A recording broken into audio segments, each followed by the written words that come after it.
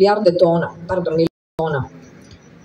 Ruska kompanija Rosneft je otkrila da je pronašla ovo nalazište u Pečorskom moru tokom bušenja i testiranja i dobijen je maksimalni protok od 220 kubnih metara dnevno, sa napomenom da je nafta lagana, sa niskim sadržajem sumpora, niskog viskoziteta. Dakle,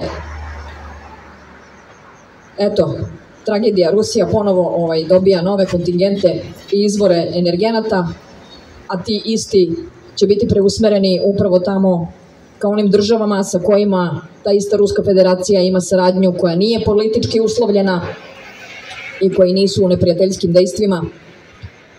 Tako da, eto, to otkriće donosi novu perspektivu u razvoju regiona. Inače, zalihe zlata u Ruskoj federaciji rastu, što omogućava jačanje i vezivanje rublje za zlato. U svakom slučaju, kaže, čini se da se u svakodnevnom životu Rusa malo toga promenilo. Oni su navikli, kao što se može isto reći da smo i mi navikli i na to trpljenje, na sankcije, na određenu vrstu odricanja, upravo zato što postoji mnogo viši cilj i zbog toga što Ruska federacija vrlo spremno dočekala sve ovo što je nju moralo da snađe, odnosno odavno očekuju upravo napad tog NATO-a, tih udruženih snaga, i naravno da su se pripremili.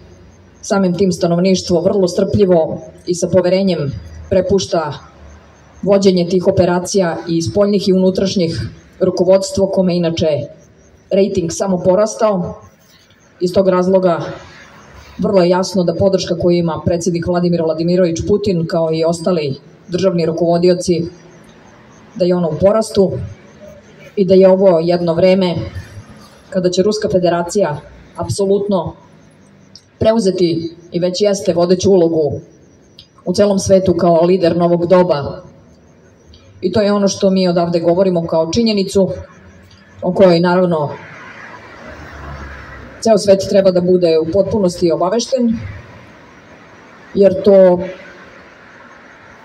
prosto treba da se zna kako bi se ostavilo iza sebe sve ono što su iluzije i uverenja iz starog vremena koje je u odlasku.